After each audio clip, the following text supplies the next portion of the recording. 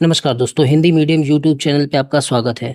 दोस्तों, आगामी जो भी चाहे बिहार के एग्ज़ाम हो, एईडीओ का एग्ज़ाम हो या बीपीएससी 72 का एग्ज़ाम हो, टीआरई का या जो ग्रुप डी के एग्ज़ाम होते हैं या सीजीएल का एग्ज़ाम हो या UP PCS, MP PCS, Rajasthan PCS, किसी का भी एग्ज़ाम हो, उसके लिए हमने एक नई सीरीज़ शुरू की जीएस कंप्लीट करने की। तो उसमें जो सबसे पहला सब्जेक्ट हमने उठाया पढ़ने को, वो है बायोलॉजी। बायोलॉजी की एक क्लास मैंने करा दी। उसके पहले मैंने आपको बिहार स्पेशल की क्लासेस बहुत अच्छे से कराई, बिहार करंट करवाया, पीवाईक्यू करवाया। जो 71 का एग्ज़ाम हुआ उसमें आपको बहुत ज़्यादा फ़ायदा हुआ। तो उसी क्रम में मैंने एक बायोलॉजी की क्लास, इंट्रो वाली क्लास, उसमें बहुत ज़्यादा कुछ बताया नहीं, थोड़े से फैक्चुअल इन्फॉर्मेशन दी। आज से हम प्रॉपर तरीके से जो बायोलॉजी की क्लासेस है उनको शुरू कर रहे हैं। ठीक है, तो ज़्यादा बैकग्राउंड क्या बनाऊँ इसके बारे में, हम बायोलॉजी की क्लास पढ़ रहे हैं, उसी को हम कंटिन्यू करते हैं। ठीक है, देखो, पहली क्लास में मैंने आपको यहाँ तक बता दिया था। मैंने ये बता दिया था कि हमको जीव विज्ञान में या बायोलॉजी में क्या-क्या पढ़ना है। सारे चैप्टर्स की आपको जानकारी दे दी थी कि उनके अंदर क्या-क्या चीज़ें पढ़नी है। उसके बाद मैंने जो कोशिका होती है, जो मूलभूत इकाई होती है हमारे शरीर की, संरचनात्मक और कार्यात्मक इकाई होती है, सबसे छोटी यूनिट होती है, उसी को अगर हम समझ लेते हैं, उनके फंक्शन को हम समझ लेते हैं, तो हम अपनी बॉडी के एक-एक फंक्शन को समझ जाते हैं। उसी को मैं थोड़ा-सा डिस्क्राइब किया। अच्छे तरीके से तो हमने अभी डिस्क्राइब नहीं किया। और उसके बाद हमने जो मतलब कि कोशिका का जो हिस्टोरिकल बैकग्राउंड था कि कोशिका के विषय में या कोशिका की खोज किसने की, फादर ऑफ बायोलॉजी किसको बोला जाता है, जूलॉजी किसको बोला जाता है, और जो कोशिकांग हैं उनके विषय में जो वैज्ञानिक शुरुआती रहे हैं उन्होंने किसके विषय में क्या-क्या चीज़ें बताई, उनसे बहुत सारे फैक्चुअल सवाल हमारे एग्जाम में बनते हैं। तो उन सब चीज़ों को हमने प्रॉपर तरीके से कवर कर लिया, जितने भी सवाल बन सकते हैं। देखो, बिहार का जो एग्जाम हुआ उसमें 72 और 71 में, उसमें हमको ये अंदाज़ा तो बहुत अच्छे से लग गया कि अब सिर्फ फैक्चुअल सवाल नहीं रहने वाले हैं। प्रीवियस ईयर के हिसाब से जो सवाल आते थे उस हिसाब से सवाल नहीं रहने वाले हैं। उनका जो दायरा है थोड़ा-सा कॉन्सेप्ट की तरफ जा रहा, और वो कॉन्सेप्ट और फैक्चुअल दोनों चीज़ों को मिक्स करके सवाल पूछने वाले हैं। तो हमको पढ़ाई भी उसी तरीके से करनी है, अपने आप को मतलब ठगना नहीं है कि फिर अगली बार जब एग्ज़ाम हो तब उसमें भी हम ठगा हुआ महसूस करें कि यार इस लेवल की पढ़ाई नहीं की थी हमने और सवाल पूछ लिया, अब मेरे जो सवाल हैं वो फिर गलत हो जा रहे हैं। तो इस तरीके से अगर हम करेंगे तो सारा का सारा खराब हो जाएगा। तो चलो, इसी को ध्यान में रखते हुए मैंने आपको बायोलॉजी शुरू की, उसमें इंट्रो वाला सेक्शन मैंने बता दिया। आज हम देखो क्या-क्या पढ़ने वाले हैं। अब देखो, जो मैंने कोशिका बताई आपको, कोशिका में क्या होता है कि कोशिका की जो संरचना होती है, कोशिका को मैंने आपको बता दिया कि आधारभूत, मूलभूत जो कार्यात्मक और संरचनात्मक यूनिट होती है शरीर की, वो किसी भी जीव की, वो क्या होती है, कोशिका होती है। अब ये कोशिका है, कोशिका के अंदर जो है बहुत सारे ऑर्गेनेली पाए जाते हैं, कोशिका के अंदर बहुत सारे कोशिकांग पाए जाते हैं। उसकी संरचना को हम समझने की कोशिश करते हैं, क्योंकि इसको संरचनात्मक इकाई क्यों कहा जाता है, क्योंकि इसके अंदर बहुत सारे जो है कोशिकांग पाए जाते हैं। अगर हम कोशिकांग के विषय में, तो कोशिकांग का मतलब कोशिका के अंग, इसमें क्या-क्या पाया जाता है, उन्हीं चीज़ों को अगर हम पढ़ लेते हैं तो हमारा ये चैप्टर कंप्लीट हो जाता है। तो इसमें क्या-क्या पाया जाता है? हम इसको 3 आवरण में, मतलब कि बाह्य आवरण और कोशिका द्रव्य जो होता है और केंद्रक, इसको 3 पार्ट में बाँट के समझेंगे। बाह्य आवरण का क्या मतलब है? देखो, ये कोशिका है, मैंने कोशिका की एक मतलब कि इमेज आपको बनाई है आपके सामने। देखो, अब जो कोशिका होती है, ये जो किनारे-किनारे इसका जो जिस चीज़ से वो कोशिका कवर होती है, उसको क्या बोलते हैं? उसको हम कोशिका की जो बाहरी आवरण जो है, उसको बोलते हैं, अगर वो प्लांट सेल में है, तो उसको हम बोल देते हैं सेल वॉल, क्योंकि प्लांट सेल में एक एक्स्ट्रा जो लेयर पाई जाती है उनके प्रोटेक्शन के लिए, उसको हम कोशिका की भित्ति बोल देते हैं, और यही जंतु कोशिका में ये नहीं पाई जाती, इसको हम सेल वॉल बोल देते हैं। तो कोशिका को ढंग से देखो तो 3 ही हिस्से तो बनते हैं। एक जो उनको कवर करेगा, एक जो लिक्विड होगा और उसके अंदर बहुत सारी चीज़ें होगी वो होगा, तीसरा ये गोला होगा जो केंद्रक बोलते हैं, इस ये होगा, और इसके अंदर भी एक छोटी सी गोलाकार संरचना होगी। तो यही तीनों को अगर हम समझ जाएँ तो पूरी चीज़ समझ जाएँगे कि इसमें क्या-क्या है। तो देखो, बाह्य आवरण में अगर वो प्लांट सेल है तो उसमें सेल वॉल पाया जाता है। सब चीज़ जानेंगे कि क्या-क्या होता है। मैं आपको थोड़ा-सा पहले एक तरीके से तो बता दूँ, तब आपके दिमाग में ऐसी चीज़ें सेट हो जाए ना कि एक भी सवाल आपका गलत ना हो। तो थोड़ा पेशेंस के साथ बस सुन लो। देखो, तो ये बाहरी जो आवरण है, अगर ये प्लांट सेल है ना, चाहे प्लांट सेल हो चाहे एनिमल सेल हो, किसी की भी दुनिया में अगर कोशिका है तो सेम होती है। थोड़ा-सा प्लांट और एनिमल में डिफरेंस आ जाता है।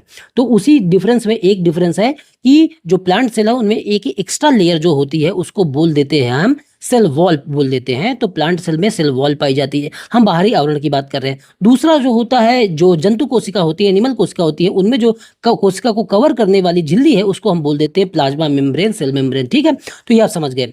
और दूसरा जो भाग होता है अंदर का, आप देखो ये वाला भाग ये तो कवर हो गया। अब इसके अंदर जो बहुत सारा लिक्विड भरा है और बहुत सारे कोशिकांग छोटे छोटे, बहुत सारे गोल्गी बॉडी, ये सब चीजें, बहुत सारी चीजें हैं। तो इनको क्या क्या कहते हैं? अगर ये देखो जो कोशिका द्रव्य है जो इस तरह का भरा है उसको बोल देते हैं साइटोप्लाज्म। समझ गए? साइटो के अंदर जो प्लाज्म है, प्लाज्म मतलब तरल, तो साइटो कोशिका के अंदर जो तरल है उसको बोल देते हैं साइटोप्लाज्म। और देखो ये गोला है, इस गोले के बाहर जो लिक्विड है उसकी बात कर रहा है। गोले के अंदर जो लिक्विड है वो दूसरी चीज हो जाएगा, उसका नाम दूसरा हो जाएगा। उसका नाम, अगर वो न्यूक्लियस कहते हैं इसको, तो न्यूक्लियस के अंदर जो होगा उसको न्यूक्लियोप्लाज्म बोल देंगे। तो इसके अंदर जो भी लिक्विड में जो भी संरचनाएं हैं कौन कौन सी हैं, तो इनको हम कोशिकांग बोलते हैं। तो उनमें क्या है, तो ये उसको 3 कैटेगरी में बांट के समझते हैं। कुछ आवरण, कुछ जो इसमें ऑर्गेनली होंगे, जो कोशिकांग होंगे, जो छोटी छोटी संरचनाएं होंगी, कुछ में 2 झिल्ली वाले आवरण होंगे। मतलब कि किसी में अगर आवरण होगा किसी ढकने का, उसको कोशिका को बाहरी आवरण, किसी में 2 झिल्ली का होगा, किसी में 1 झिल्ली आवरण होगा। 1 झिल्ली का मतलब मेम्ब्रेन जो उसको ढकती है वो 1 झिल्ली होगी, और किसी में झिल्ली होगी ही नहीं, वो स्वतंत्र रूप से जो है कोशिका के द्रव में, साइटोप्लाज्म में स्वतंत्र रूप से प्रेजेंट होगा। एक संरचना ये बनती है। तो इन तीनों संरचनाओं के हिसाब से 1 झिल्ली की है कि 2 झिल्ली है, इनके हिसाब से हम जो कोशिका द्रव्य में जो कोशिकांग है उसको 3 कैटेगरी में बांट देते हैं। जो दोहरी झिल्ली वाली संरचनाएं होती हैं उसमें एक तो होता है माइटोकॉन्ड्रिया। क्या होते हैं हम सब अच्छे से प्रॉपर तरीके से पढ़ेंगे। अब सभी कोशिकांग जो होते हैं उनको समझ लो। तो माइटोकॉन्ड्रिया होता है, और प्लास्टिड होता है जो प्लांट सेल में पाया जाता है, केंद्रक होता है, दोनों में पाया जाता है। ठीक है, और फिर एकल झिल्ली संरचनाएं कौन सी होती हैं इसी में, तो बहुत सारी संरचनाएं जो है कोशिकांग में, जो कोशिका द्रव में पाई जाती हैं, जैसे इंडोप्लाज्मिक रेटिकुलम है, अंतःप्रदब्बी जालिका बोलते हैं, ये 1 झिल्ली वाला आवरण होता है। ठीक है, इसके ऊपर जो झिल्ली का आवरण होगा वो सिंगल लेयर होगा। दूसरा जो कोशिकांग है वो कौन सा है, वो है गोल्गी बॉडी, ये भी 1 झिल्ली का होगा। लाइसोसोम है, ये भी 1 झिल्ली आवरण है, सिंगल मेम्ब्रेन है। और कुछ संरचनाएं इसमें ऐसी होंगी जिनमें झिल्ली होगी ही नहीं, जैसे आपने पढ़ रखा है राइबोसोम, सेंट्रोसोम, ये सब संरचनाएं जो होंगी इनमें झिल्ली नहीं होगी। तो देखो हमने बाहरी आवरण को समझ लिया कि बाहरी आवरण में जो प्लांट सेल है या एनिमल सेल है दोनों में क्या क्या होते हैं, तो ये हमने समझ लिया। फिर उसके अंदर हमने जो लिक्विड भरा है जिसको प्रोटोप्लाज्म, साइटोप्लाज्म बोलते हैं, तो इसके अंदर बहुत सारी चीजें हैं, ऑर्गेनली हैं, वो सब हमने तीनों जान लिया। अब देखो ये गोला एक और तो है, इसके अंदर क्या है, तो इस गोले को जो है हम बोल देते हैं केंद्रक। तो जो अंदर कोशिका के अंदर जो गोला है उसको बोलते हैं केंद्रक, इसको बोलते हैं न्यूक्लियस। और इस गोले के अंदर भी एक छोटा सा गोला है, वो जब इसको न्यूक्लियस बोल देंगे तो उसके अंदर क्या होगा, न्यूक्लियोलस, उसको केंद्रिका बोल देंगे।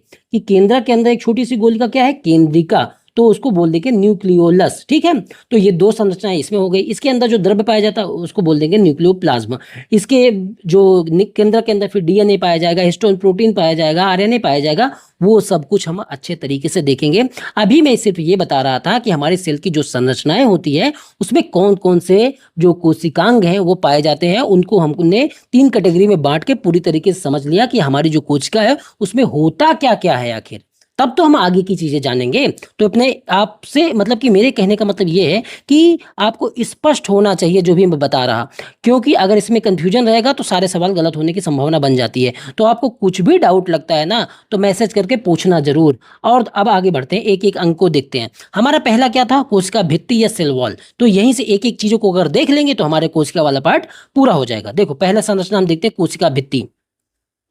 मैंने जो बताया आपको, जो कोशिका भित्ति की संरचना है वो किस में पाई जाती है, तो आपको ये स्पष्ट हो गया कि वो जो कोशिका भित्ति या सेल वॉल होती है वो सिर्फ प्लांट कोशिका में पाई जाती है, जो पौधों की कोशिका होती है सिर्फ उसमें पाई जाती है, जंतु की कोशिका में नहीं पाई जाती है। जंतु का मतलब सिर्फ जंतु जानवर नहीं होते हैं, जंतु का मतलब जो हम लोग भी हैं या और भी जो पक्षी हैं, जो एनिमल है, वो सब जंतु की कैटेगरी में आते हैं। 2 ही कैटेगरी है, एक जंतु की कैटेगरी है और दूसरा पेड़ पौधों की कैटेगरी है। तो जो एनिमल सेल है ना उसमें कोशिका भित्ति नहीं पाई जाती, जो प्लांट सेल है उसमें कोशिका भित्ति पाई जाती है, एक एक्स्ट्रा आवरण पाया जाता है। तो ये जो है विशेषता किसकी है, प्लांट सेल की। इसके विषय में हम समझ लेते हैं। देखो ये जो सेल, मैंने एक सेल का स्ट्रक्चर बनाया, ये प्लांट सेल का स्ट्रक्चर है और ये एनिमल सेल का स्ट्रक्चर है, दोनों बना के आपको समझाया। देखो ये थोड़ा सा आपको जो प्लांट सेल है बहुत स्ट्रक्चर्ड तरीके की नहीं लग रही, ऐसा लग रहा है कि इसका रेगुलर शेप है, चौकोर टाइप का शेप है। वो क्यों है, इसी सेल वॉल के कारण इसका सेल शेप जो है रेगुलर हो गया है,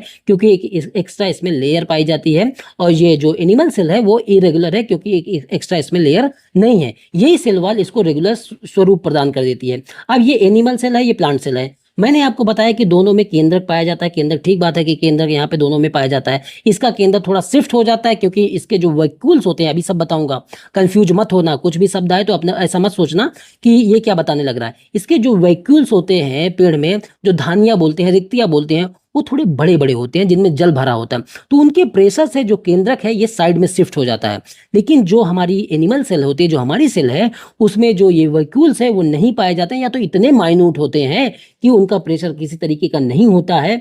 तो हमारा जो केंद्रक होता है वो बीच सेंटर में पाया जाता है। तो ये थोड़ा सा आप समझो, ठीक है। देखो, तो ये हो गया, ये हमने केंद्र के विषय में जान लिया। ये देखो, प्लांट में जो है एक एक्स्ट्रा लेयर है कि नहीं, और इसमें एनिमल में यहाँ से लेयर शुरू है, इसमें जो प्लांट है ये देखो एक एक्स्ट्रा लेयर है। तो इसी एक्स्ट्रा लेयर को हम बोल देते हैं सेल वॉल। और उसके बाद ये जो द्रव है दोनों में सेम तरीके का, उसको बोल देते हैं जो है प्लाज्मा द्रव्य या कोशिका द्रव्य, इसको बोल देंगे। ये दोनों का क्या है, कोशिका द्रव्य है।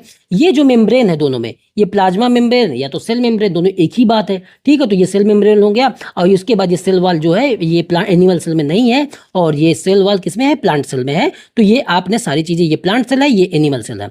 अब सेल वॉल के विषय में कुछ कुछ चीजें हैं जो मैंने फैक्ट के रूप में लिख दी हैं। लैंग्वेज के रूप में आपसे सवाल पूछे तो उसको भी तो बता पाओ। सिर्फ अगर मैं बोल ही दूंगा तो आप बता नहीं पाओगे, कुछ हमारे पास नोट्स होना चाहिए। तो इसीलिए मैंने पीडीएफ को इस तरीके से डिजाइन किया है कि इधर देखो स्पेस है, इस साइड स्पेस है, इस साइड स्पेस है, दोनों तरफ स्पेस है। यहां से जो आपको पीडीएफ मिलेगी मैं उस पे यहाँ पे जो है लाइनिंग कर दूंगा, जो प्रॉपर तरीके से, अच्छे तरीके से। इतने स्पेस में कुछ भी बातें आती हैं उनको लिखो, और बाकी मैंने इसमें इतना डिटेल दे दिया है कि कुछ भी आपको एक्स्ट्रा करने की जरूरत नहीं पड़ेगी। तो इसकी डिटेल समझते हैं। सेल वॉल जो होती है ना, यह कोशिका झिल्ली की रक्षा करती है। कोशिका झिल्ली कौन है, ये वाली जो झिल्ली है, इसको कोशिका झिल्ली या प्लाज्मा झिल्ली बोलते हैं। अब बताओ, इसके ऊपर एक लेयर है, तो वो जो है उसकी रक्षा करेगी कि नहीं करेगी, आप खुद बताओ। तथा उसको सूखने से बचाती है, क्योंकि एक बाहर अगर लेयर पड़ जाती है तो अंदर की जो लेयर होंगी वो सूखेंगी नहीं। तो ये आप समझ गए। यह पादपों का विशिष्ट लक्षण है, यह सिर्फ पादपों में पाया जाता है, और यह निर्जीव होता है। ये भी आपको पता चल चुका है कि ये निर्जीव इसलिए है क्योंकि भाई एपिडर्मिक है, सबसे बाहरी आवरण है, और सबसे बाहरी आवरण जो होता है कोशिका का वो निर्जीव होता है। इसके अंदर जो चीजें हैं वो सजीव चीजें हैं, ठीक है। तो ये आप समझ गए। ये पूर्ण पारगम्य होती है, सेमी परमिएबल नहीं होती है। ये पूर्णतः परमिएबल होती है, ठीक है। पूर्ण परमिएबल का क्या मतलब है, और सेमी का क्या मतलब है। सेमी परमिएबल जो होती है, जो अर्धपारगम्य झिल्लियां होती हैं, जो जैसे ये दीवार है, सेल वॉल है, ये पूर्ण पारगम्य है। इसका क्या मतलब है, इसका मतलब है कि ये सभी चीजों को आने और जाने देगी अगर कोशिका के अंदर कुछ चीजें आती हैं और कुछ चीजें जाती हैं तो। लेकिन जो सेमी परमिएबल होता है, जो अर्धपारगम्य झिल्ली होती है, वो सिलेक्टिव होता है। किसी को अंदर जाने भी दे सकता है, किसी को अंदर जाने नहीं भी दे सकता है। ये उस कोशिका के जरूरत के हिसाब से होता है। लेकिन ये जो सेल वॉल है ये पूर्ण पारगम्य है, ये किसी को भी अंदर आने देगी और जाने देगी। तो ये समझ लो कि यह पूर्ण पारगम्य है होती है, और यह जल और जो जल में घुले हुए सभी खाद्य पदार्थों को सेल के अंदर जाने देती है, उनके लिए पारगम्य होती है, ठीक है। ये समझ गए। अब किसी के बाहर एक आवरण है तो यह पादपों को एक निश्चित आकार देता है, क्योंकि यह कोशिका भित्ति के कारण ही पादप संरचनाएं कड़ी हो जाती हैं। क्योंकि अगर यह हार्ड लेयर है, बाहर की लेयर, तो एक निश्चित आकार दे रहा, और निर्जीव है तो कड़ी है। इसकी वजह से जो पादप की संरचनाएं होती हैं वो भी कड़ी हो जाती हैं, और यह सुरक्षा भी प्रदान करता है प्लांट सेल को। क्यों, क्योंकि भाई इसके ऊपर एक ये अगर मोटा आवरण है तो एडवर्स क्लाइमेटिक जो भी कंडीशन होंगी, मतलब कि उसमें जो एनिमल है वो तो उसका तो लोकोमोशन होता है, मूवमेंट कर लेता है एनिमल। लेकिन प्लांट एक जगह से दूसरी जगह नहीं जा पाते, तो नेचर ने खुद उनको एक बढ़िया सा आवरण दे दिया है कि अगर कोई एडवर्स क्लाइमेटिक कंडीशन बनती है, बारिश हो गया, तूफान हो गया, तो उसमें इनका बचाव हो सके। क्योंकि हम तो एक जगह से दूसरी जगह चले जाएंगे, लेकिन जो प्लांट की सेल होती है वो एक जगह से दूसरी जगह नहीं जा पाती। इस वजह से इनमें एक एक्स्ट्रा लेयर होती है, तो जिसको हम कोशिका भित्ति कहते हैं। तो आप इस चीज को समझ चुके हैं बहुत अच्छे से, ठीक है। अब देखो, कोशिका भित्ति जो है, जो सामान्य पादप हैं, ये सवाल सब पूछे गए हैं, जाके चेक कर लेना। जो सामान्य पादप है उनमें जो बनी होती है कोशिका भित्ति, वो सेल्यूलोज की बनी होती है। ये आपको ध्यान रखना है। एक तरीके का ग्लूकोज है, उसको सेल्यूलोज बोलते हैं, तो वो उससे बनी होती है। जो शैवाल है उनकी जो संरचना शैवाल पाई जाती है, शैवाल को पेड़ में रखा, पेड़ पौधों में भी रखा जाता है, तो उसमें जो इनकी सेल वॉल पाई जाती है वो भी सेलुलोज की बनी होती है। जो जीवाणु है उनकी जो सेलुलोज मतलब कि जो सेल वॉल है वो किससे बनी होती है, वो पेप्टिडोग्लाइकान या म्यूरिन एसिड से बनी होती है। और जो कवक होते हैं उनकी जो सेल वॉल है वो काइटिन से बनी होती है। तो ये आपको दिमाग में रखना है। इनको स्पष्ट तरीके से, ये पेड़ को तो आप जानते हैं, इस शैवाल को भी जानते हैं, जीवाणु और जो कवक को भी जानते हैं। जीवाणु को मतलब आप समझ रहे होंगे कि जो बैक्टीरिया है उनको तो एनिमल सेल में रखा जाना चाहिए, लेकिन ये जो बैक्टीरिया है ये यूनिसेलुलर होते हैं। और बहुत सारे जो बैक्टीरिया हैं वो पेड़ की कैटेगरी में आते हैं या पौधों की कैटेगरी में या छोटे जो प्लांट्स होते हैं उनकी कैटेगरी में आते हैं। वो पूरे तरीके से एनिमल नहीं होते। तो उनमें अगर जो सेल वॉल पाई जाएगी तो उसको हम बोल देंगे, वो उसकी जो सेल वॉल होगी वो पेप्टिडोग्लाइकॉन या म्यूरिन एसिड से बनी होगी। अब बताओ, जो सेल की संरचना में जो एनिमल सेल है उसमें जो मैंने सेल वॉल बताया उसमें कोई भी कंफ्यूजन है आपको? अगर कंफ्यूजन है तो कमेंट में पूछना। कंफ्यूजन रखोगे तो फिर कोई मतलब ही नहीं पढ़ाने का। ये पीडीएफ दे दूंगा, सामने रख के पढ़ते जाना।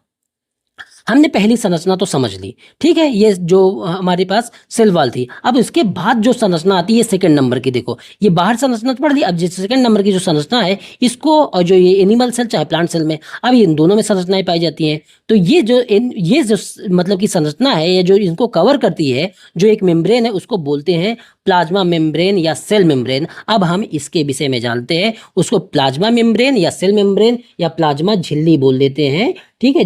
मेम्ब्रेन का हिंदी जो होता है वो झिल्ली ही होता है। तो चाहे उसको सेल मेम्ब्रेन बोल दो चाहे प्लाज्मा मेम्ब्रेन, दोनों में अब कोई अंतर नहीं है, ठीक है। अब देखो इसके विषय में अच्छे तरीके से समझते हैं।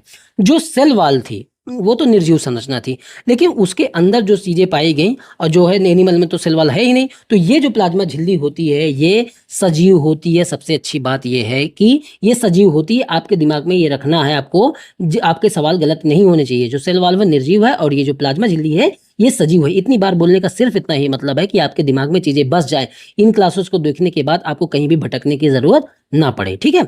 अब देखो ये जो प्लाज्मा झिल्ली है, जो मैंने आपको बताया कि ये सेल है, सेल के ये सेल है, ये सेल का जो आवरण है ये वाला, इसी को प्लाज्मा झिल्ली बोलते हैं, चाहे वो प्लांट सेल हो चाहे एनिमल सेल हो। तो ये जो आवरण है या प्लांट सेल की, जंतुओं की, जंतु कोशिका की और पादप कोशिका दोनों की विशेषताएं हैं।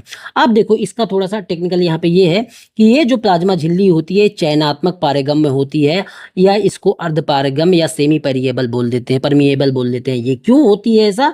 क्योंकि ये कुछ चीजों को अंदर जाने देती है सिलेक्टिव तरीके से, और कुछ चीजों को अंदर नहीं जाने देती है। वो हमारी कोशिका की किस तरीके की जरूरत है उसके हिसाब से, जो हमारी कोशिका के लिए हानिकारक होगा उसको बाहर रोक देगी, क्योंकि कोशिका के अंदर सारे कोशिकांग है वो उससे प्रभावित होंगे। अगर कोशिका प्रभावित होती है तो हमारा पूरा का पूरा शरीर प्रभावित होता है, ठीक है।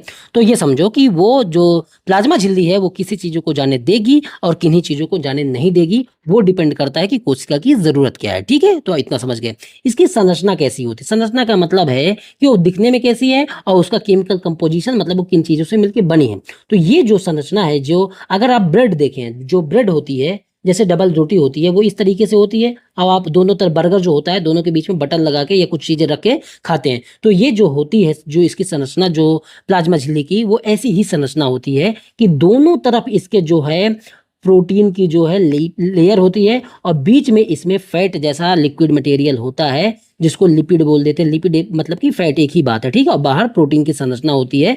तो इस तरीके की जो संरचना होती है उसको फॉस्फोलिपिड संरचना बोल देते हैं, ठीक है। और इस तरीके का जो मॉडल होता है, मॉडल का मतलब है बीच में लिक्विड हो और बाद में ठोस पदार्थ हो या कुछ भी चीज हो, इसको बोल देते हैं फ्लूइड मोजाइक मॉडल। तो आपको ये दिमाग में रखना है कि प्लाज्मा झिल्ली की जो संरचनाएं हैं वो फ्लूइड मोजाइक मॉडल टाइप की हैं, ठीक है। और इसमें क्या है, बाहर की तरफ प्रोटीन है और बीच में जो है लिपिड की संरचना है। तो आपको समझ लो कि ये हमारी जो झिल्ली है बाहर की, इसमें जो लेयर है, दो तरीके की लेयर है, और इसमें जो है, इसमें बीच में क्या कहते हैं, देखो इसमें क्या है कि बीच में जो बटर जैसी संरचना है वो फैट है और बाहर बाहर इसमें प्रोटीन से बनी हुई है। तो ये आपको स्पष्ट होना चाहिए, ठीक है। और देखो इतनी सारी चीजें हमने समझ ली। जो लिपिड होता है, जो आप भी कहीं भी तेल रख दें, घी रख दें, तो जो लिपिड होता है जल रोधी होता है, जल को रोकता है, पानी को उस जगह जाने से रोकता है। वसा जहां होगा वह पानी नहीं जाने देगा। प्रोटीन किसी को जाने दे भी सकता है और किसी को नहीं जाने दे सकता है। और जब दोनों चीजें हैं तो इसीलिए इसका नेचर क्या हो जाता है, सेमी परमिएबल, मतलब अर्ध पारगम्य, सिलेक्टिव परमिएबल, मतलब कि चयनात्मक पारगम्य। तो समझ गए आप प्लाज्मा झिल्ली की का नेचर किस तरीके का होता है, सब कुछ आप समझ चुके हैं। अब देखो यहाँ पे थोड़ा एक्स्ट्रा इन्फॉर्मेशन है कि जो पदार्थ होते हैं एक जगह से दूसरी जगह पे जाते हैं तो उनका स्थानांतरण कैसे होता है। जैसे मैंने सेमी परमिएबल बताया, मतलब कि अर्ध पारगम्य बताया, उसमें एक जगह से पदार्थ किस तरीके से जा रहे हैं, तो किस तरीके से चीजें जाती हैं एक दूसरे जगह पे, उसका जो तरीका है पदार्थों का जो स्थानांतरण होता है उसमें 3 तरीके से, 2 मिनट लगेगा वो भी समझ लो यहीं पे। एक तो तरीका है इसको बोलते हैं ऑस्मोसिस, दूसरा तरीका है जिसको बोलते हैं डिफ्यूजन, ये ज्यादातर गैसों में होता है, और तीसरा तरीका है इंडोसाइटोसिस। ये 3 तरीके होते हैं पदार्थ का स्थानांतरण एक जगह से दूसरे जगह में, इस तरीके से होता है। पहले हम तरीका समझते हैं ऑस्मोसिस। ऑस्मोसिस का मतलब क्या होता है, जिसको परासरण बोलते हैं हिंदी में। इसका मतलब क्या है, देखो इसको मैं ऐसे समझाता हूं। 2 आप बीकर ले लें, या मतलब कि कोई भी पात्र ले लो। एक बीकर में आप क्या करो कि थोड़ा सा पानी जो है 1.5 लीटर तक पानी इसमें डाल दो और 1 केजी नमक डाल दो। देखो इसमें मैंने क्या किया, 1.5 लीटर पानी डाला, 1 केजी नमक डाला। अब एक दूसरा जो सॉल्यूशन है इसमें क्या किया, 2 लीटर पानी डाल दिया, तो पानी इसमें ज़्यादा डाल दिया, दूसरा जो बीकर है। और इसमें क्या किया, नमक कम कर दिया, तो इसमें पानी ज़्यादा है, मतलब कि इस वाले सॉल्यूशन में पानी ज़्यादा है, इसमें नमक ज़्यादा है। तो जिसमें भी नमक की मात्रा या तो सॉल्ट या ठोस की मात्रा ज़्यादा होती है उस सॉल्यूशन को हम बोलते हैं हाइपरटोनिक सॉल्यूशन, उसको बोलते हैं सांद्र सॉल्यूशन। आप पानी में कुछ चीज़ अगर ज़्यादा मिलाओगे, 2 बीकर से तुलना करोगे, तो जिसमें जो ठोस चीज़ें हैं उसको ज़्यादा मिलाओगे या कुछ अशुद्धियाँ उसमें मिलाओगे तो वो ज़्यादा सांद्र होगा कि नहीं, तो उसको बोल देते हैं हाइपरटोनिक सॉल्यूशन। और जो कम सांद्र विलयन है जिसमें 500 ग्राम ही नमक है, 2 मतलब कि 2 लीटर पानी है, तो वो हाइपरटोनिक सॉल्यूशन हो जाता है, कम सांद्र विलयन हो जाता है। ये आपको तो नॉर्मल चीजें पता है। अब देखो ऑस्मोसिस का क्या प्रोसेस है। ऑस्मोसिस का प्रोसेस का मतलब ये है कि जो नेचुरल तरीका है ना, कोई भी चीज ज्यादा से कम की तरफ जाना चाहती है और जब तक बैलेंस ना हो जाए, अगर दोनों को रख दिया जाए साथ में, तो जो इसमें ये पानी ज्यादा से हमेशा कम की तरफ जाएगा कि नहीं। तो पानी ज्यादा किस में है, 2 लीटर वाले में पानी ज्यादा है और 1 लीटर 1.5 लीटर वाले में पानी कम है, तो पानी का जो फ्लो होगा ना वो इधर से ज्यादा से कम की तरफ होगा, और जो नमक का फ्लो होगा वो किधर से ज्यादा से कम की तरफ। तो इसमें ज्यादा है नमक, इसमें इधर की तरफ होगा, इसमें इधर की तरफ होगा। तो दोनों चीज समझ गए। तो ये नेचुरल प्रोसेस है, इसी को बोल देते हैं ऑस्मोसिस प्रोसेस। ठीक है, तो पदार्थों का एक जगह से दूसरी जगह पर जो जाना होता है, जो ट्रांसफर होता है, वो नेचुरल तरीके से ज्यादा के से कम की तरफ होता है। और यह ऑस्मोसिस जो होता है ये पानी में, आपने पानी में होता है, 2 तरीके का सोल्यूशन होता है। तो अगर जैसे अचार आप लोग बनाते हैं तो अचार में ज़्यादा नमक क्यों डालते हैं, क्योंकि उसका जो सॉल्यूशन हो उसको हम हाइपरटोनिक कर सकें, जिसकी वजह से निर्जलीकरण हो जाता है। मतलब कि जो नमक होता है उसकी वजह से पानी जो है सूखता है या पानी की मात्रा कम होने लगती है, जिसकी वजह से वो अचार सुरक्षित रहता है। ठीक है, तो ये प्रोसेस होता है एक ऑस्मोसिस, जो पदार्थों के स्थानांतरण में यूज होता है। और दूसरा, हाँ अब देखो, अति सांद्र घोलक का प्रयोग खाद्य संरक्षण के लिए किया जाता है कि अगर कोई भी सॉल्यूशन है उसको अति सांद्र कर दो, नमक ज्यादा मिला दो, तो वो जो है खाद्य संरक्षण के लिए प्रयोग किया जाता है, अचार बनाने के लिए यूज किया जाता है। क्योंकि इसमें जो जो मतलब कि प्रोसेस हो जाता है जिसमें जीवाणु और कवक जो है निर्जलीकरण के, मतलब कि उससे क्या होगा, अचार से जो जितना भी पानी होगा उससे सब सूख जाएगा, निकल जाएगा। इसकी वजह से जो है उसमें अगर जीवाणु है, कवक है, वो जो है मर जाते हैं। इस प्रोसेस को प्लाज्मोलिसिस बोलते हैं। और इसकी वजह से जो हमारा अचार है बहुत दिन तक सुरक्षित रहता है। ये थोड़ा सा प्रोसेस बता दिया। इसका एक उल्टा छोटा सा प्रोसेस होता है, फिर हम अपनी कोशिका में आ जाएंगे। इसका उल्टा एक प्रोसेस होता है रिवर्स ऑस्मोसिस में। क्यों बता रहा, क्योंकि हम लोग डेली यूज में आरओ का यूज करते हैं, जो आरओ पानी फिल्टर किया जाता है, उसमें कौन सा प्रोसेस होता है। अभी मैंने क्या बताया, पानी ज्यादा से कम की तरफ जा रहा, कम की तरफ जा रहा, हाई कंटेंट जो पानी ज्यादा है तो उधर से कम की तरफ जा रहा है। ठीक है, तो ये आप समझ लिए, ये नॉर्मल प्रोसेस है। इसका उल्टा कम कर दें, अगर पानी जो है लो कंसंट्रेशन से, मतलब कि पानी कम से अगर ज्यादा पानी की तरफ जाए, तो जो खारा पानी होता है, अब खारा पानी आप दिमाग में रखो, जो खारा पानी को साफ करना ही तो आरओ का काम है। तो खारा पानी में नमक की मात्रा ज्यादा है कि कम है नॉर्मल पानी से, जो अशुद्ध पानी है उससे तो ज़्यादा है ना खारा पानी में। तो नमक जैसे ही ज़्यादा हो गया तो अगर फिक्स करो तो पानी कम हो गया कि नहीं। अगर दिमाग लगाओ तो अगर वो जो खारा पानी है उसमें नमक ज़्यादा है तो पानी कम है, इसको शुद्ध करना है तो नमक हटा देंगे तो पानी ज़्यादा हो जाएगा कि नहीं उस सॉल्यूशन में। यही तो मैं उसमें बता रहा था। अब इस पे यहाँ पे उल्टा करना है। रिवर्स ऑस्मोसिस में क्या होता है, जो इसमें अब देखो वो नेचुरल प्रोसेस है। अब हम इस प्रोसेस को अगर उल्टा करेंगे तो हमको जो है बिजली देनी पड़ेगी, बाहर से ऊर्जा देनी पड़ेगी। उसी के लिए रिवर्स ऑस्मोसिस मतलब कि आरओ बनाया जाता है। तो इसमें जो कम पानी है, जो खारा पानी है उसमें कम पानी है, लवण ज़्यादा है, नमक ज़्यादा है, अशुद्धियाँ ज़्यादा है, उसको जो है ज़्यादा पानी की तरफ, उसको पानी शुद्ध करेंगे, ज़्यादा पानी की तरफ ले जाएंगे और उसके जो अशुद्धियाँ हैं, जो नमक वगैरह हटाएंगे। तो इस प्रोसेस को बोल देते हैं रिवर्स ऑस्मोसिस। क्योंकि जो प्रोसेस है उसमें ज़्यादा पानी से कम पानी की तरफ ज़्यादा है, उसको ऑस्मोसिस बोलते हैं। जब इसको उल्टा कर देंगे, कम पानी से ज़्यादा पानी, कम पानी का मतलब खारा पानी, क्योंकि उसमें पानी कम है, नमक ज़्यादा है, तो इसको उल्टा कर देंगे तो उसको बोल देंगे रिवर्स ऑस्मोसिस। इससे आपके बहुत सारे सवाल सॉल्व होने वाले हैं, मैं फालतू नहीं बता रहा। तो ये आप समझ गए, ये आरओ का कॉन्सेप्ट है। तो खारे पानी से पानी को बाहर निकालने की प्रक्रिया को रिवर्स ऑस्मोसिस बोलते हैं, जो एक प्रकार का पैसिव प्रोसेस है जिसके लिए ऊर्जा की जरूरत होती है। आप कुछ आरओ में देखो होगे, आप यूवी लिखा रहता है कि आरओ है और यूवी भी है, तो सूक्ष्म जीव भी उसमें नष्ट हो जाते हैं यूवी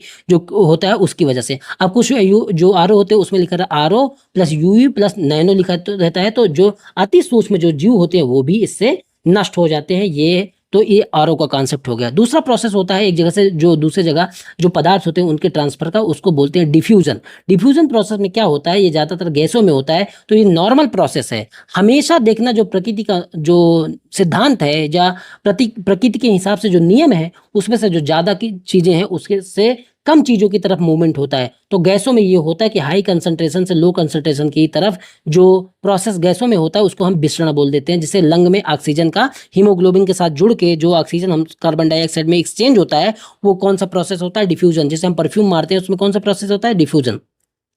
तीसरा प्रोसेस है, तीसरा जो क्रिया है उसको इंडोसाइटोसिस बोलते हैं। ये जो प्रोसेस जो होती है हमारी सेल में होती है, हमारी कोशिका में होती है, इसको बोलते हैं निगलने की प्रक्रिया, प्रोसेस ऑफ इनगल्फिंग। ये दो तरीके से होती है। अगर हम ठोस को निगलते हैं, जो अगर कोशिका ठोस पदार्थों को खाती है तो उसको बोल दे, जैसे हमारी जो लाइसोसोम जो कोशिकांग है वो कभी अपने को आत्महत्या की थैली बोलते हैं, अभी पढ़ेंगे आप। तो वो क्या करता है, अगर कोई कोशिका खराब होती है तो उसको खुद खा लेते हैं या नष्ट करते हैं। तो वो जो अगर ठोस है तो उसको निगलते हैं तो उसको फैगोसाइटोसिस बोलते हैं, जो लाइसोसोम में ये प्रक्रिया होती है। और अगर वो लिक्विड को खाते हैं तो उसको बोल देते हैं पिनोसाइटोसिस। तो मैंने झटके में या एक दो चार मिनट में आपको ये प्रोसेस बता दिया, जिससे अगर कभी आए तो आपके दिमाग में ये भी चीज़ें क्लियर हो। अब देखो हमने दो हिस्से पढ़ लिए। एक तो हमने ये पढ़ लिया कि प्लाज्मा झिल्ली और जो सेल वॉल दोनों के बाहरी आवरण को हमने समझ लिया। अब आते हैं कोशिका द्रव में। कोशिका द्रव जो मैंने बताया कि कोशिका जो होती है हमारी, उसके अंदर देखो ये जो सेल है, एक मिनट,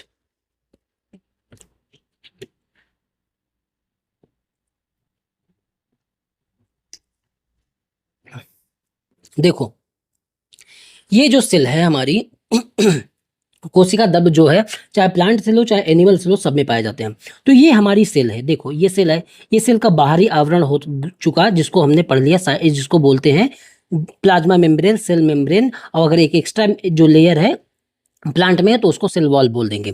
अब इस लेयर के अंदर जो लिक्विड है ना, लिक्विड में बहुत सारे कोशिकांग पाए जाते हैं। तो पहले तो हम लिक्विड के विषय में जान ले, तब तो कोशिकांग के विषय में जाने। तो दूसरा जो हमारा हिस्सा है, अब हम जानेंगे साइटोप्लाज्म, जो लिक्विड है इसके विषय में। इसको हम साइटोप्लाज्म बोलते हैं, ठीक है, कोशिका द्रव्य बोलते हैं, ठीक है। और इसके अंदर जो है ये जो केंद्रक है, केंद्रक के अंदर जो लिक्विड पाया जाता है उसको न्यूक्लियोप्लाज्म बोल देते हैं। तो ये जो है आपको बता चुका हूं मैं। अब हम इसके विषय में समझते हैं। देखो एक शब्द आपने सुना होगा प्रोटोप्लाज्म और साइटोप्लाज्म में, या दोनों में क्या डिफरेंस होता है। देखो कोशिका जब आप पढ़ेंगे तो कोशिका दो तरीके की होती है। अभी आगे जब आएगा तो आपको और चीजें स्पष्ट होती चली जाएंगी। कोशिका जो होती है ना, ये दो तरीके की होती हैं। एक को बोलते हैं प्रोकैरियोटिक सेल, प्रोकैरियोटिक सेल। दूसरे को बोलते हैं यूकैरियोटिक सेल, ठीक है। यूकैरियोटिक और प्रोकैरियोटिक का क्या मतलब। प्रोकैरियोटिक, कैरियो का मतलब होता है केंद्र और प्रो का मतलब है पहले। तो केंद्र के पहले की अवस्था में जो सेल होती हैं उनको हम बोल देते हैं प्रोकैरियोटिक सेल। और जिनके साथ केंद्र कहा जाता है, यू का मतलब है साथ और कैरियोटिक का मतलब, कैरियो का मतलब है केंद्र। तो केंद्र के साथ जो कोशिका होती है उनको हम यूकैरियोटिक सेल बोल देते हैं। जो प्रोकैरियोटिक सेल होते हैं ये अविकसित या शुरुआती कोशिकाएं हैं। जैसे एक कोशिकीय जो जीव होते हैं उनकी जो कोशिकाएं होती हैं वो प्रोकैरियोटिक सेल होती हैं, क्योंकि इनमें बहुत सारे जो ऑर्गेनेली हैं, जैसे गोल्गी बॉडी हो गया या जो केंद्रक हो गया, इस तरीके की संरचना, लाइसोसोम हो गया, इस तरीके के राइबोसोम पाया जाता है 70S टाइप का, 80S टाइप का नहीं, अभी बताऊंगा क्या होता है। तो इस तरीके की जो संरचनाएं होती हैं वो प्रोकैरियोटिक सेल में, अंडर डेवलप्ड सेल में, जो डेवलप सेल नहीं होती हैं, या बहुत ही छोटे सूक्ष्म जीवों की जैसे बैक्टीरिया की सेल, साइनो बैक्टीरिया हो गए, ब्लू ग्रीन एल्गी हो गए, इन सब के जो सेल होते हैं वो उनकी जो कोशिका होती है उसको प्रोकैरियोटिक सेल होती हैं। और जो डेवलप्ड कोशिका होती हैं जैसे हमारी पौधों की, किसी की, जंतुओं की, इन सब की जो कोशिका होती है उसको हम बोल देते हैं यूकैरियोटिक। मैं क्या बताना चाह रहा है, इन दोनों शब्द में डिफरेंस क्या है। जो प्रोटोप्लाज्म होता है ये किस में पाया जाता है, ये जो पाया जाता है प्रोकैरियोटिक सेल में। अब प्रोकैरियोटिक सेल का नेचर किस तरीके का होता है, ये सेल है, आप देखो इसमें जो केंद्रक होता है ना वो केंद्रक नहीं होता है, तो केंद्रक घुला हुआ होता है। जब केंद्रक नहीं होगा तो न्यूक्लियर की जो मेम्ब्रेन होती है ना, जैसे ये जो मेम्ब्रेन है, इस तरीके की मेम्ब्रेन नहीं होती है, तो ये जो लिक्विड होगा, ये लिक्विड दोनों घुले रहेंगे कि नहीं आपस में, क्योंकि लेयर तो है ही नहीं। तो जब ये लेयर नहीं है तो दोनों लिक्विड जो है, यहाँ के जो लिक्विड हैं, जब इस तरीके के लेयर बननी फॉर्म हुई तो यहाँ के जो लिक्विड हैं और जो अंदर के लिक्विड हैं दोनों के दोनों मिले हुए होंगे। तो ये किस तरीके की कोशिका में होता है, ये प्रोकैरियोटिक सेल में होता है। और जो इस तरीके के जिसमें स्पष्ट रूप से न्यूक्लियर मेम्ब्रेन, जो झिल्ली है इसको न्यूक्लियर मेम्ब्रेन बोलते हैं, न्यूक्लियर मेम्ब्रेन, ठीक है, क्योंकि ये न्यूक्लियस के ऊपर होती है तो इसको न्यूक्लियर मेम्ब्रेन बोल देते हैं। तो ये जो झिल्ली है अगर है तो वो यूकैरियोटिक सेल है, अगर नहीं है तो वो प्रोकैरियोटिक सेल है। अब जब नहीं होगी तो दोनों जो लिक्विड है मिले हुए होंगे, तो जिसको हम बोल देते हैं प्रोटोप्लाज्म। इसमें साइटोप्लाज्म भी और न्यूक्लियोप्लाज्म दोनों मिला हुआ होता है, तो उसको हम प्रोटोप्लाज्म बोल देते हैं। ये किसकी विशेषता है, ये कोशिका जो है, जो यूकैरियोटिक से प्रोकैरियोटिक सेल होती है उनकी विशेषताएं हैं। तो देखो यहाँ पे ये चीजें मैंने लिख भी दी हैं कि प्रोटोप्लाज्म जो होता है ये प्रोकैरियोटिक सेल में होता है, ये अंडर डेवलप्ड सेल में होता है, इसमें न्यूक्लियर मेम्ब्रेन नहीं होती है, न्यूक्लियस नहीं होता है, जैसे बैक्टीरिया में प्रोटोप्लाज्म होगा, और जो मतलब कि यूकैरियोटिक सेल है उनमें साइटोप्लाज्म भी होगा और अंदर न्यूक्लियोप्लाज्म भी होगा, और जिसमें दोनों घुले हुए होंगे उन संरचनाओं को हम प्रोटोप्लाज्म कह देते हैं। ये समझ गए। अब प्रोटोप्लाज्म के विषय में समझते हैं कि प्रोटोप्लाज्म होता क्या है। प्रोटोप्लाज्म को जीवन का भौतिक आधार, ये जो लिक्विड है कोशिका में ना, इसको जीवन का भौतिक आधार कहते हैं, क्योंकि ये जीवन संबंधी सभी कार्य जीव द्रव्य में ही होते हैं। तो सब कुछ जीव द्रव्य में होता है, जीवन संबंधी कार्य। प्लाज्मा झिल्ली जीव द्रव्य को आसपास के वातावरण से अलग करती है कि ये जो झिल्ली है, ये कोशिका को आसपास के जो वातावरण है उससे तो अलग ही कर रही है ना, बाहरी जो आवरण है।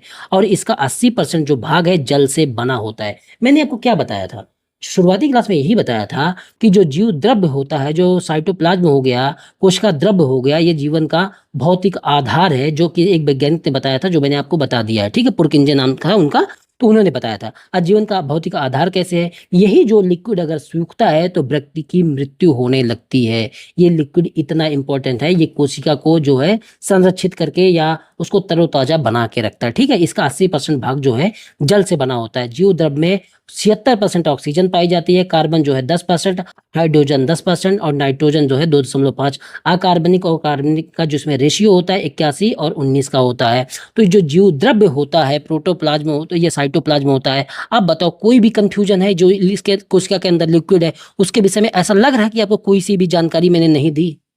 इतना पढ़ो तो पहले, उसके बाद दाएं बाएं चीजें देखना, पहले इतना कवर कर लो, अंदर बसा लो, उसके बाद आपसे सवाल हल ना हो तब बताना। आप लूसेंट उठा लो, घटना चक्र उठा लो, प्रीवियस ईयर सवाल उठा लो, कोई भी सवाल आपके बचने वाले नहीं है। अगर फिर भी कुछ फैक्ट आता है तो मैंने बगल बगल में दोनों जगह इतना स्पेस दे रखा कि आप अच्छे से उसको कर सकें, ठीक है। तो हमने कोशिका द्रव्य भी समझ लिया, उसको जीवन का भौतिक आधार बोलते हैं। प्रोटोप्लाज्म क्या होता है, साइटोप्लाज्म क्या होता है, न्यूक्लियोप्लाज्म क्या है, ये सारा कुछ हमने समझ लिया। कोशिका का जो केमिकल कंपोजिशन है वो भी हमने, ये जीव द्रव्य का, वो भी हमने अच्छे से समझ लिया। अगली जो हमारी संरचना है, देखो 33 मिनट का वीडियो बन चुका है, लेकिन बच्चों की डिमांड थी कि सर इसको थोड़ा सा बड़ा वीडियो बनाए जिससे चीजें जल्दी जल्दी हमारी पूरी हो, तो हम एक दो संरचनाएं इसमें और समझ लेते हैं। अगली हमारी जो संरचना है दोस्तों उसको बोलते हैं माइटोकॉन्ड्रिया। अब माइटोकॉन्ड्रिया क्या है, देखो अभी मैंने जो आपको बताया, मैंने एक सेल का स्ट्रक्चर बनाया, ये मैंने सेल बना दिया। अब ये जो सेल है दोस्तों, देखो 1 मिनट, बस 1 मिनट रुक जाना, मैं आपको एक चीज स्पष्ट करते हुए चलूंगा, ठीक है। अब देखो ये जो सेल है हमारी, सेल में बहुत सारी जो है, आगे ये सेल है और इसमें ये जो क्या है, ये केंद्रक है, ये हमारी सेल मेम्ब्रेन है, ये टोटल इसका क्या कहलाता है, सेल। और ये जो क्या कहते हैं, देखो ये सेल सेल मेम्ब्रेन हो गई, ठीक है, सेल मेम्ब्रेन हो गई। अगर एक एक्स्ट्रा लेयर है जो तो सेल वॉल कह देते हैं, ये तो आपको बता दिया। इसके अंदर जो लिक्विड है इसको बोल देते हैं साइटोप्लाज्म, ये भी आपको मैंने बता दिया। अब इसी साइटोप्लाज्म में बहुत सारे कोशिकांग पाए जाते हैं, ठीक है, बहुत सारी संरचनाएं पाई जाती हैं। उनमें से एक संरचना है, इसमें लाइसोसोम, राइबोसोम और क्या बोलते हैं गोल्गी बॉडी, माइटोकॉन्ड्रिया, इस तरीके के बहुत सारे ऑर्गेनेली पाए जाते हैं जो मैंने आपको अभी बताया, ठीक है, जब मतलब कि इंट्रो दे रहा था तब। तो माइटोकॉन्ड्रिया जो होती है वो क्या होती है, उसके विषय में हमको जानना है, ठीक है। देखो कुछ कुछ चीजें पहले इसके फैक्ट के विषय में जान लो, तब हम अच्छे से बताते हैं। हिंदी में इसको सूत्रकणिका बोलते हैं। इसकी खोज किसने की, मैं इसलिए फैक्ट बता रहा क्योंकि फैक्ट का भी सवाल तो पूछा जाता है, सिर्फ कॉन्सेप्ट थोड़ी पूछा जाता है। खोज इसकी अल्टमैन ने की। नाम किसने दिया, इसने बिंडा ने दिया। बिंडा नामक एक वैज्ञानिक है, उन्होंने इसका नाम दिया, तो नेम गिवन बाई बिंडा। और इसकी खोज किसने की, अल्टमैन में। ये डबल मेम्ब्रेन होती है, मतलब दोहरी झिल्ली होती है। ये एनर्जी को प्रोड्यूस करती है, कैसे करती है अभी सब कुछ बताते चलूंगा। जनरेटर ऑफ सेल इसको बोलते हैं, या power house of the cell किसको बोलते हैं, माइटोकॉन्ड्रिया को बोलते हैं। कोशिका का ऊर्जा संयंत्र बोलते हैं इसको। साइट ऑफ एरोबिक रेस्पिरेशन बोलते हैं। ऑक्सीडेशन प्रोसेस, मतलब कि ऑक्सीजन की प्रेजेंस में यहाँ पे जो रेस्पिरेशन श्वसन होता है उसकी जो जगह है हमारे कोशिका में, तो वो यही है जो जिसको हम माइटोकॉन्ड्रिया कहते हैं। ये कैसे है अभी सब कुछ बताता हूँ, ठीक है। ऊर्जा युक्त कार्बनिक पदार्थों का ऑक्सीकरण यहीं पे होता है।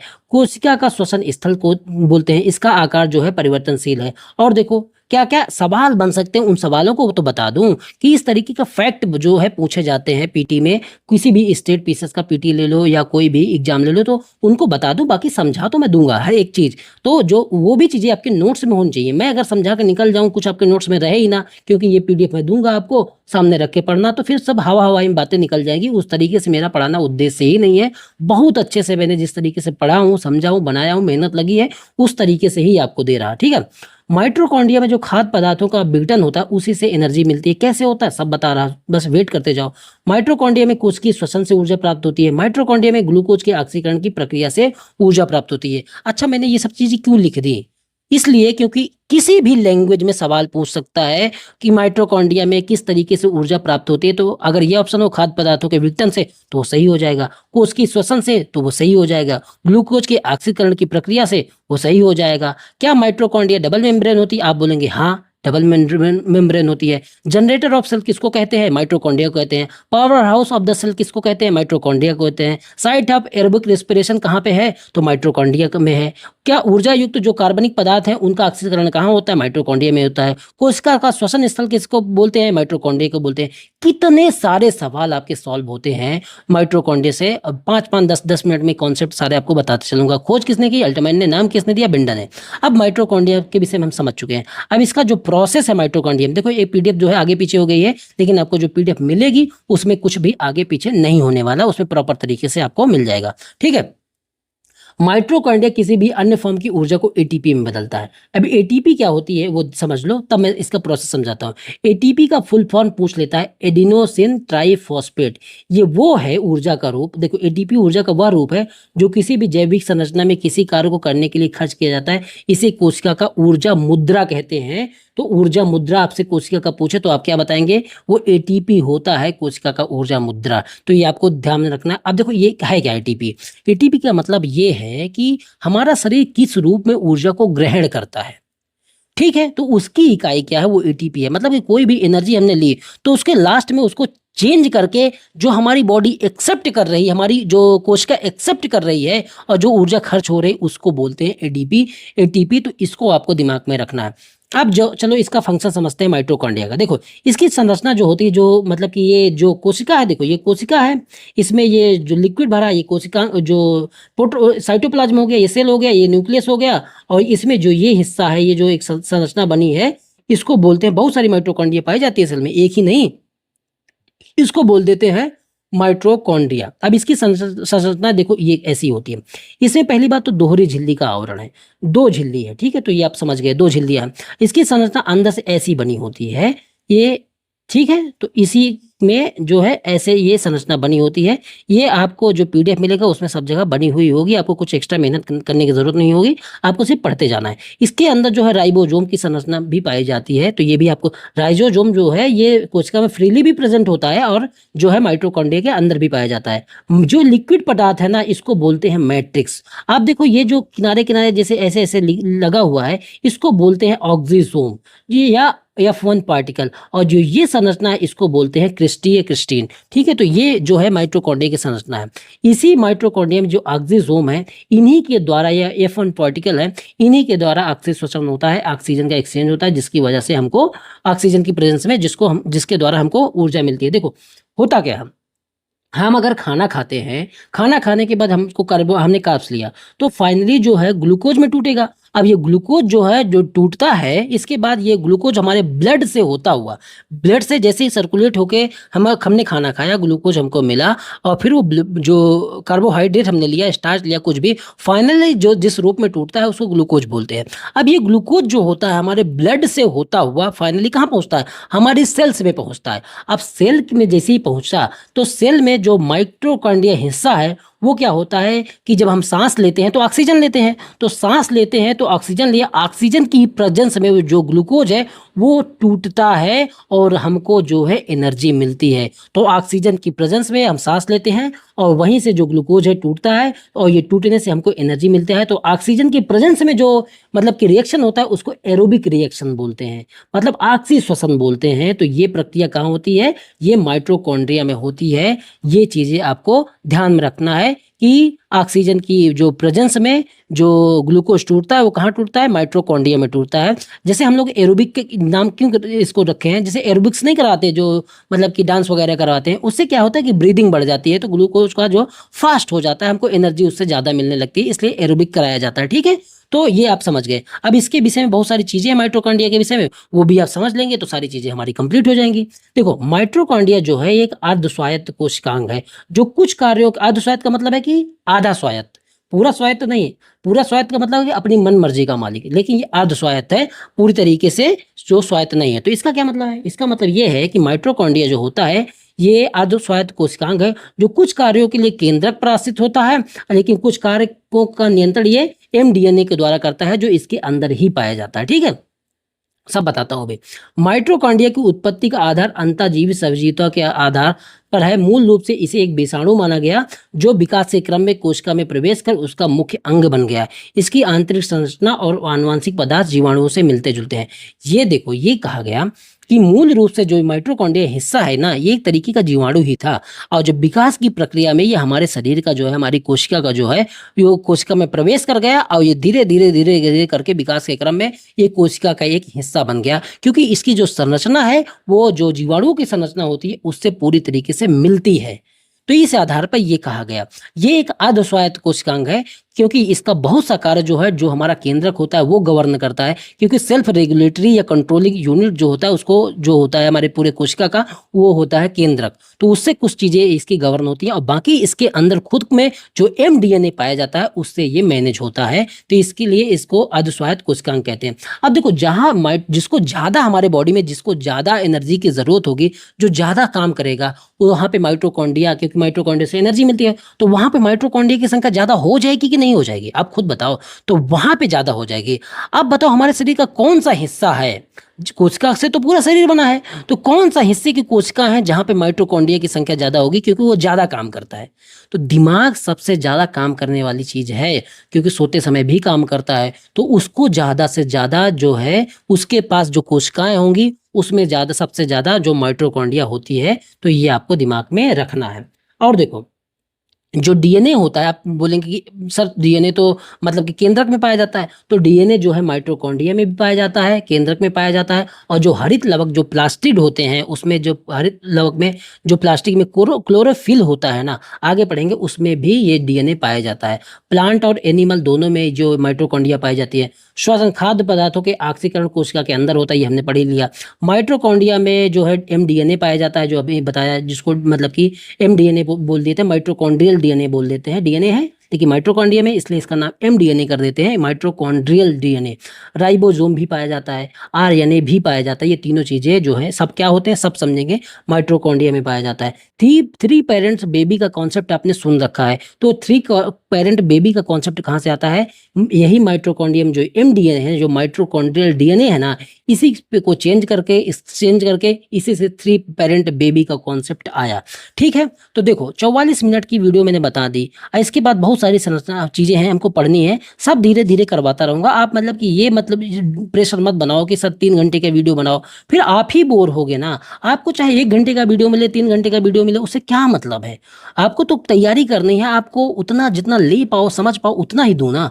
आप पे अगर एक्स्ट्रा लोड होगा तो आप पढ़ना बंद कर दोगे। और ये मैं बताया दे रहा कि जिस तरीके से क्लास करवा रहा, अगर आपने डेली डेली नहीं किया ना, तो बाद में ये इतना ज़्यादा होगा, फिर आप संभाल नहीं पाओगे। फिर आप वही चुटका या जो छोटी छोटी किताबें होती हैं उनकी तरफ दौड़ोगे कि इसमें छोटा सा है, और उससे क्या होगा कि 4 सवाल सही हो जाएंगे, आपको लगेगा हाँ फंस गया, और बाकी सवाल सही नहीं होंगे, फिर आप फेल हो जाओगे। वही सब होगा। इसलिए प्रॉपर तरीके से बिना कम पढ़ने के चक्कर में हो तो भाई छोड़ दो। कम पढ़ने से कोई पास वास नहीं करेगा। दुनिया पढ़ रही है तो आपको भी पढ़ना पड़ेगा। ये नहीं मस्ती करते रहो, उससे कुछ होने वाला नहीं है।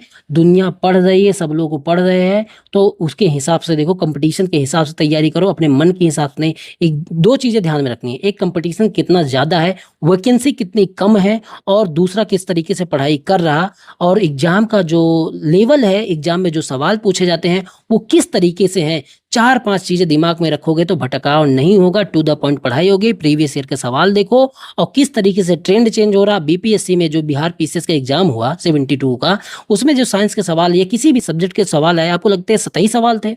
40-50 जो प्रीवियस ईयर के हिसाब से सवाल तो थे, लेकिन बाकी के सवाल उससे आप पास हो जाते हैं। बाकी के सवाल जो कितने टफ थे या कितने कॉन्सेप्चुअल सवाल थे, पॉलिटी के सवाल लोगों को सरल लग रहे, लेकिन पॉलिटी के सवाल जब मिलाए होंगे आंसर की के बाद, तब पता चला हो कि यार आधा सवाल तो गलत हो गया मेरे पॉलिटी का। साइंस में तो और गच्चा खाए होंगे। तो जब तक अच्छे से पढ़ाई नहीं होगी भाई, तब तक निकलने वाला नहीं है। वो चाहे मैं हूँ, तुम हो, कोई भी हो, पढ़ाई बहुत अच्छे से करनी पड़ेगी। इसका नोट्स मैं आपको भेज दूंगा। किस नंबर पे? इस नंबर पे मैसेज करना, 9667305679। इस नंबर पे आप व्हाट्सअप करके इसकी पीडीएफ ले लो और लगातार पढ़ाई करते रहो भाई। उसके अलावा कोई विकल्प नहीं है। कम पढ़ के कोई भी पास नहीं हुआ है, ये आपको दिमाग में रखना है। तो इसकी इतनी जगह मैंने छोड़ दी है, और इसी पे अपने नोट्स बना लो, कुछ एक्स्ट्रा मत करो। और क्योंकि बार बार 20 कॉपी बनाओगे तो उससे भी आपका जो उद्देश्य है वो पूरा नहीं होने वाला। लास्ट टाइम के लिए इस तरीके से रहे, एक कॉपी रहे, उसी पे सारे आपके फैक्ट रहे, कॉन्सेप्ट रहे, बार बार रिवीजन, 50 बार रिवीजन। जितनी ज़्यादा बार रिवीजन होगा ना, उसका कोई विकल्प नहीं बनता। अभी क्लास जल्दी जल्दी से सुनो, पढ़ो, उसके बाद लास्ट टाइम में फिर भी क्लास को 1.5 में लगा के जल्दी से सुनो भाई।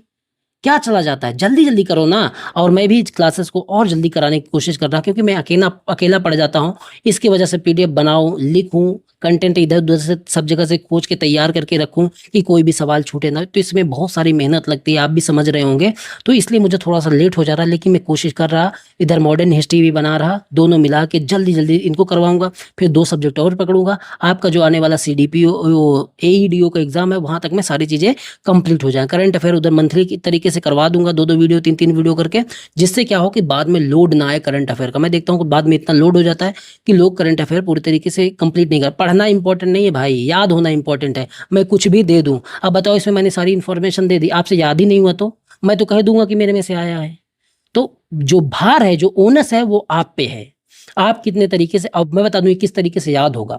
याद करने के जो तरीका है ना, वो सिंपल तरीका है कि कितनी बार आप पढ़ते हैं, कितना लिख के पढ़ते हैं। भले मैं इसको दे दूं पीडीएफ, फिर भी आपको जो पॉइंट में छोटे छोटे नोट्स हैं, वो अपना जो शॉर्ट, मतलब कि क्या बोलते हैं उसको, सिनॉप्सिस बोलते हैं, उस तरीके का जब तक नहीं बनाओगे ना, ये भी नहीं याद होने वाला। सच्चाई से रूबरू हो तभी एग्जाम में पास हो पाओगे। मेरा उद्देश्य ये है नहीं कि मैं भटका दूं भाई, मेरा उद्देश्य ये नहीं है कि मैं आपको सिर्फ मेरे वीडियो देखो, आपके अगर वीडियो देखो, अगर फायदा नहीं होता है तो फिर कोई मतलब नहीं, छोड़ दो फिर।